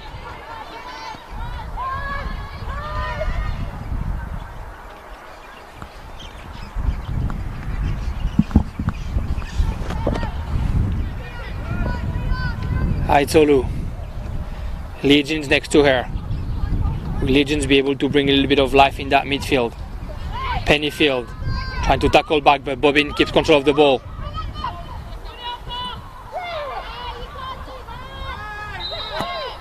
Aitolu keeping the ball in between her legs, preventing Price to play with it, and that was Price's last action of the game. It's a difficult one because I don't think there's actually there's no specific rule though, you know, on that sort of position. That's why the ref sort of waited to make a decision. And fair enough. Like, how do you call for that? That wasn't a foul. It was two players refusing to play. Exactly. it's you can't blame the ref at all for just wanting to wait and see what happens. Didn't we have a similar situation down here once? Was it? I'm not sure if it was this field or it was Hawker. So there was a match we did a couple of weeks ago. Yeah. Where someone sort of blocked it, but not like illegally. It's not like she sat on it or, touched the ball with her hand or something, and then the ref just went, "What do you want me to do? I can't call a foul on that." Yeah, I guess the ref wants to try and stop the ball before a player gets frustrated, but yeah, it's definitely a tough one to call. Brown with the throw-in. Thornton telling our players to play slow, take their time, don't rush it. 18 minutes left to play, and a comfortable advance for Belconnen. 4-1. And why not? It's working for them. Yeah, if you're Belconnen, the last thing you want is give a glimpse of hope to Gungahlin and let them score a second goal.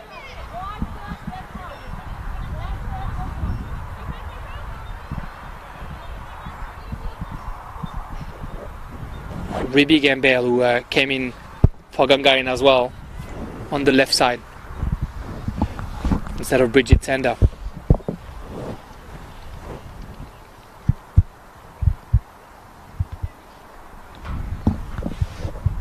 Thornton trying to get into the midfield. The pass to Pachi, who shoots from 35 meters, but not enough power in that one, and Tonini is going to be able to clear it. Long one for Tonini. Good header by McGovern. Thornton with the ball again. Good dribble to get rid of Aitolu. Proper Zidane by Thornton right there. Wow, that's where I'm from at least. And that was Brown. Percival looked for Gambale, but Ryan read it all. Ryan, the ball through for Bobbin. Tonini will be quicker to the ball.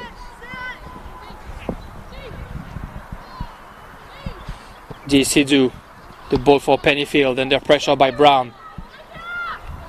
Dangerous bounce for Patterson, but she's able to keep the ball. Good press by Bobin, who recovers the ball and finds Osmond in the box. Osmond turns around. Pass for Pachi. Pachi finds Clark behind her. Belconnen with all the ball right now. Thornton. Ryan on the right wing. Good defense by Ella Brown, but Ryan doesn't give up and gets the ball back. Cut back for Osmond just behind her, unfortunately, but Osmond still has control of the ball. All the power on display there from Vanessa Ryan. Fantastic stuff. Lose the ball, win it straight back. Exactly the sort of fight Ahmed Ogur wants to see from his side. And so far, I'm sure his plan just working perfectly. Like, just sit back, relax, take it easy, knock the ball around, but obviously advance. If we can get an opportunity, let's take it. But they have to keep it tight. And so far, they are keeping it tight. And even when they're not keeping it tight, Gungahlin have failed to have someone up front. You know, because it looks like Aitolu's a little more back. I don't think she's been up front all game. So look, would you be able to tell me who's up front, Jeremy? I actually wouldn't be able to tell you right now. So every time Belconnen have been, every time they've, sort of lost their shape or whatever, and Gungahlin had a chance, there hasn't been someone up front to run onto the ball. I think that's been Gungahlin's main issue this, maybe the last half hour. Yeah, playing with a false nine brings density in the midfield, but clearly takes some money off the front line, and then that means there's no pressure on the forwards, and you gotta rely on what we've just seen right now, the wingers coming back in to try and play those balls. But I didn't see anyone really bothering McGovern or Clark for most of the game. And I think that sort of pass order just displays what we're saying right there as well. It's just one of those games where a false nine hasn't worked besides the first 15-20 minutes for Gungahlin so far. But it's worked for them most of the season, to be fair, so I guess it's just one of those moments in time where Belconnen have known so far how to defend it. Giovinazzo with the ball. Mostly untroubled so far this half, Giovinazzo. Ryan Clark, that long ball. For Leah Carnegie on the right side. Good run between Carnegie and Gambale. That's a goal kick for Gungahlin. Yeah, it would have been interesting to see a player like maybe Jed Brown staying in and playing up front. She's done that last week.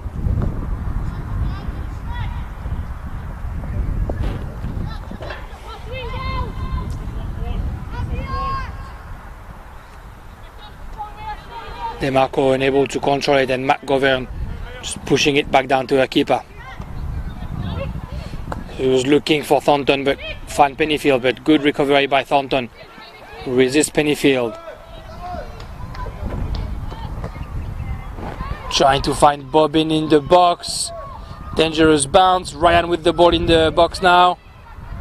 Ryan going back on the right foot. Pushes the ball too far. That's a goal kick. Good defending from Patterson though. Read the play well, timed it perfectly, went onto it, and then pressured Ryan out.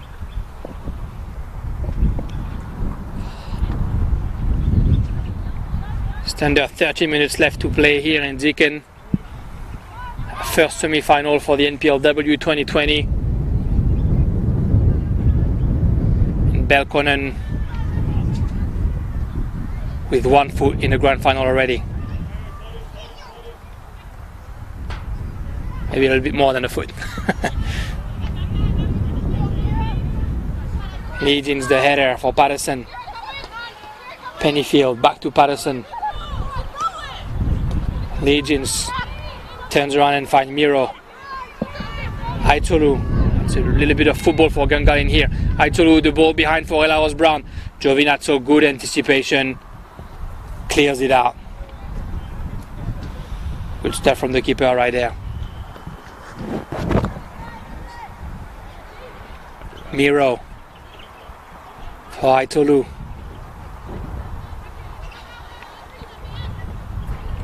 Aitolu comes back to Percival. Percival run with the ball, no one in front of her. Finds DeMarco on the right side. Not a lot of solutions for DeMarco. She turns around. 3 blues around her and she finds Legions behind. Midfield. Back to DeMarco in a preferential position. DeMarco the ball through Midfield, offside unfortunately. But that's where you want to see DeMarco, isn't it? The game in front of her, looking for the run and timing her balls perfectly. She can pick a pass from anywhere so far. She's shown this in this competition.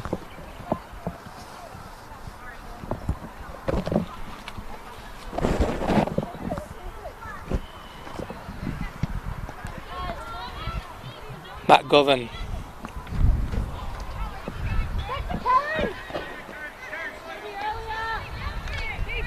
Carnegie with the ball. Clark. Feet to Bobbin. Brown calling for the ball. Bobbin back to Clark. And the more experienced player on the Belconnen side, Brown, Thornton calling for time. Just turn the ball around.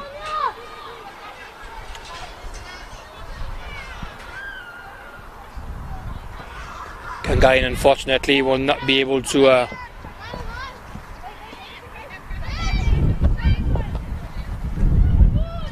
Gungahlin unfortunately will not be able to imitate their men's side and make it to the grand final if they are not able to score 3 goals in the last 10 minutes. Ball by Midfield in the box, no danger for Giovinazzo.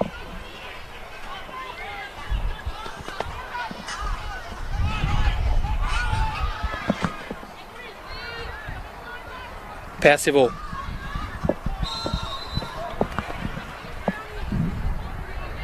Percival trying to look for Gungahlin behind. And now Thornton with the ball for Belconnen. Thornton in the box. Thornton on the right foot. Thornton asking for the penalty and the corner kick is what she's getting. Good defensive effort by Sidhu. And we've got a score update from MPL 2 match, Gungahlin versus ANU. First half, Gungahlin currently beating ANU. If it stays like this, ANU will not make the finals, and after yesterday's 3-3 draw between White Eagles and Wagga, that means White Eagles will make it. If ANU come back though and win, then White Eagles won't make the top 4. Of course, those that grand final will be in 2 weeks' time. Semi-finals will be played next week, been pushed back, which works well for MPL 2. It gets their own, dedicated time. And of course, this final will be played next week. Couple of substitution, one on each side. The goalkeeper Giovinazzo came out and Joanna Murphy is in for Belconnen. And for Gungahlin, Tanya Miro came out.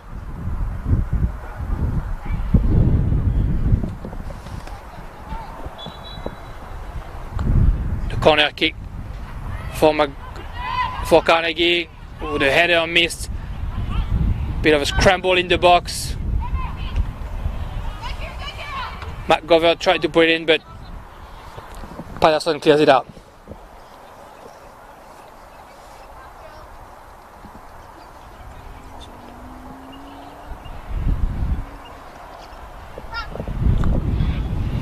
Brown for McGovern.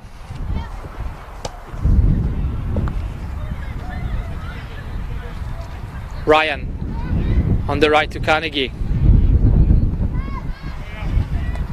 Carnegie for Clark. The ball all the way to Bobbin. Bobbin a tackle to pass the ball to Woodman. Belconnen still more dangerous, although they're already 4-1 up. And Osmond with the ball now. Turns around and finds Pachi. Aitolu puts a foot on it. Percival with the ball. Pushes it to Legions. Legions turn around, but only one player in the Belconnen half right now for Gungahlin. Patterson trying to send the ball up. Murphy can get her first ball of the game.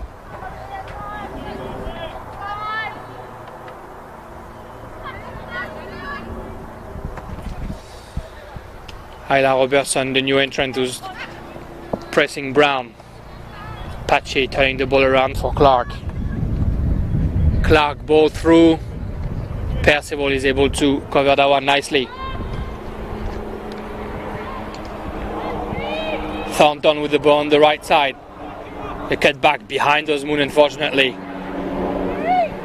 And Pennyfield finds Legion on the right wing. Legion with the ball. And DeMarco. Good press by McGovern. Concedes the throw-in.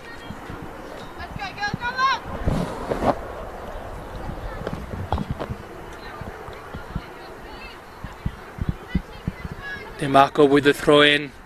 Doesn't find a lot of solutions. Finds Robertson. Legions. Back to DeMarco. Legions again. She can turn around. Try to look for Brown, but Carnegie kicking that one away. The header by Sidhu. Thornton fighting for the ball. Maybe a little foul on Campbell. But the ball in the feet of Gungahlin. Percival loses the ball, unfortunately, and it's back in the Blues' feet. McGovern. Thornton. To Osmond.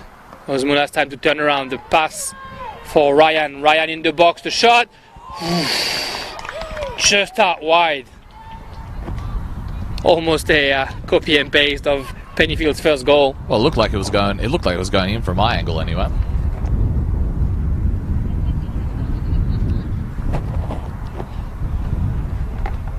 Just under 5 minutes to play, and the Gunners looking a little bit tired. And of course, next up, 4:30, there is Canberra Crash versus Canberra Olympic in the other semi-final. What are you expecting from that one, Jeremy? Yeah, it's going to be another great game, another game of experience against youth, I guess, in a way, although the best player of Canberra Olympic has plenty of experience, the former Canberra United captain Nicole Begg. It's going to be a very, very interesting game, and I think both teams will fancy their shot at the grand final. Obviously, Nick Brodenick's side has won 8 of their 8 games, so they are favourite to have a what would be a 5th Belconnen Canberra Croatia grand final in a row, I think, if they make it through. And Ashley Sykes will be out for this match at 4:30. Yeah, I think she's not ready to come back to play again, unfortunately. That's it. There's no point in rushing it. Pache with the ball. Yeah, and we're talking about NPL 2 earlier. In NPL 1 yesterday, Canberra Croatia was already qualified for the grand final, and Gungahlin made it by beating the Tigers.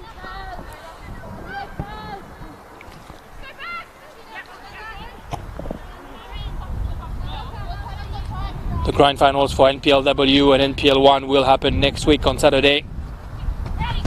9 AM the NPLW Reserves grand final between Belconnen and Woden Western.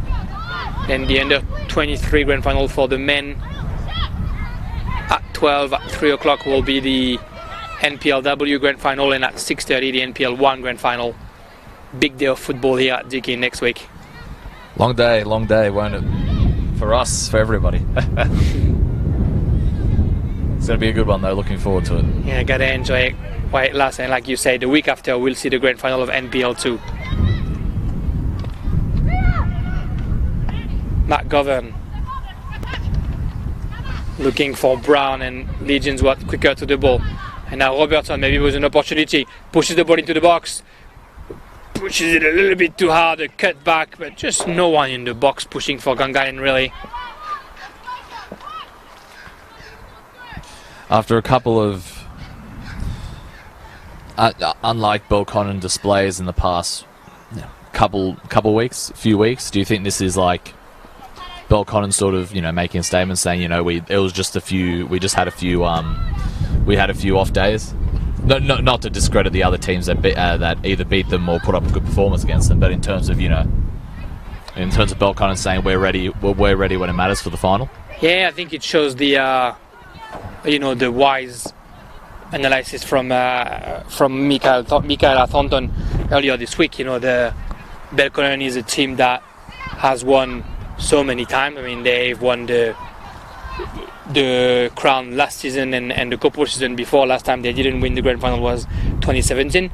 And young players coming to play for Belconnen might think that the squad is just good enough to win the game before the game is even played. And starting the season with 3 massive wins, 9-0, 8-0, 7-0. Maybe the team got a little bit complacent. Maybe forgot that the tail end of their season was playing Canberra Croatia, Canberra Olympic and Canberra United, and turns out they lose 2 of their 3 games. Mind you, the players and the coach will be happy to lose regular season games any day if that means that they can make it to the grand final afterwards. So it was probably the right time for them to take those 2 losses, learn from them, and come back to the semi-final ready like they did today. Well, Frank Haysha said yesterday on one of the MPL One live stream games, he said you sort of want to lose at least one match in the regular season. It is a convoluted, it's a condensed season, so it's a bit different, I think. I mean, I definitely understand that sort of thinking for a massive season. But it's a good point. I mean, like if you're going to lose, you get it over and done with in the regular season. You learn from it, and so far Belconnen have done just that. And if anything, like I said, they sort of learned from it from the beginning of this game. Less so before, but their reaction tells you everything. It shows you why they're the current reigning champions that have been so dominant for so long. They know even if they go down or they're in a position where they're not playing too well, they know how to eventually work their way out of it, and they certainly worked their way out of it today. Very good performance from Belconnen. Exactly, showing that they deserve their spot to the grand final. It looks like there was going to be another substitution there. We can see Jesse Rashard's son trying to get into the pitch. Practicing his throw-ins as well? Practicing his throw-ins, kicking, and try to run into the pitch and put a couple of side tackles there. The regular time is over and we are in injury time now. 4-1 victory. Dominating victory really by Belconnen, who probably took 10 minutes to get into the game and conceded 1 goal in those first 10 minutes, but then took the game over, showed all their experience, and now about to play their 10th straight grand final. What an achievement, honestly, fantastic. Every grand final since 2011 has had a Belconnen side in it.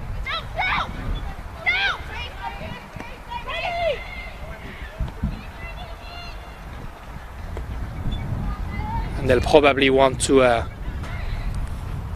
make it up to themselves for not getting the minor championship this season, but the minor premiership this season, by trying to get the championship instead. And what did you say? Something like the last 5. If this final ends up being Canberra Croatia and Olympic, it'll be 5 in a row. Since 2015, wow. 6 in a row then. 15, 16, 17, 18, 20. 6 in a row. Sorry. There we go. I had to count on my fingers. Of course, Canberra Olympic will be looking to break that record. And I think they can. I think they've played the last couple of games without Ash Sykes, and they've been impressive against Belconnen United in that 2-1 loss that Andrew Woodman said that game was probably the best game for his team. Yeah, and they've improved it, and they've improved a lot defensively over the past couple of weeks. That was the only question I had about them midway through the season. They were scoring a lot of goals, but defensively they still conceded quite a lot. But the last few weeks, Andrew Woodman's side have really impressed and improved defensively. And let's just leave it this way: they have all the capabilities of causing an upset today. Yeah, exactly. I mean, of course, you can't really. You want Canberra Olympic to do as much as they can. It's hard to dismiss Canberra Croatia and their firepower up front. You don't know who's going to score, but it looks like anybody can score from Canberra Croatia this season. And that's not to take anything away from Canberra Croatia. They've been absolutely fantastic. Like we said, 8 from 8. Fantastic record for them. Unbeaten in the regular season. Of course, the MPL 1, Canberra Croatia unbeaten in the regular season. All the finals have been played at Deakin Stadium. It's so far everything's going so well for Canberra Croatia so far this season. Let's see if the MPLW side can make it 2 Canberra Croatia teams in both the senior finals. Itolo trying to score a late goal, and the referee whistling the end of that game. A win for Belconnen, 4-1. Belconnen getting to their 10th grand final in a row. They hadn't lost a postseason game since the grand final in 2017 to Canberra, Croatia, and they are back to defending their championship next week against Canberra, Croatia. Matt, what do you think this Belconnen side will look like next week against either Canberra, Croatia or Canberra Olympic? I think they'll be very aware. But they'll believe in themselves. If the game doesn't go the way they want at the start, they know they have the quality and they have the drive and they have the determination to do it well. Rashad's son as well. Still with the throw-ins. That's great. But yeah, look, Belconnen, they'll fancy their chances, especially with the comeback today. It looked like they did not start the game well. They were getting dominated quite early on, but then they turned it around. And even when they weren't playing as well in terms of their link-up play, they fixed it. They found a way to fix everything in this game. That's what impressed me the most about Belconnen today. So good luck to them in the final. It's going to be an interesting matchup, whoever they face in Canberra, Croatia or Olympic. In terms of Gungahlin, it wasn't their day. After the first 20 minutes, they struggled for their positions. Up front, they sort of struggled, I guess, with the amount of dropping back. No one sort of ran onto half those balls, and that's how they've been successful so far this season. But in saying that, though, credit to Gungahlin. They've been a joy to watch this season, and they've deserved to make it up until this point. Diego Gleisi decided to play some fantastic football. Credit to them. They've come leaps and bounds this season, I feel anyway. But good luck to Belconnen United next week. Yeah, both teams definitely deserve their place in the semi-final. Big well done to Gungahlin for making it all the way to the semi-final. It was never going to be easy against the defending champion, and they really showed a great side in the regular season. Today they had a very good first half, and then I guess the experience of Belconnen really talked during that second half. Thanks everyone for following us for that first semi-final. The second semi-final starts in just over half an hour, 4:30, between Canberra, Croatia and Canberra Olympic. We will see you then. Thank you everyone.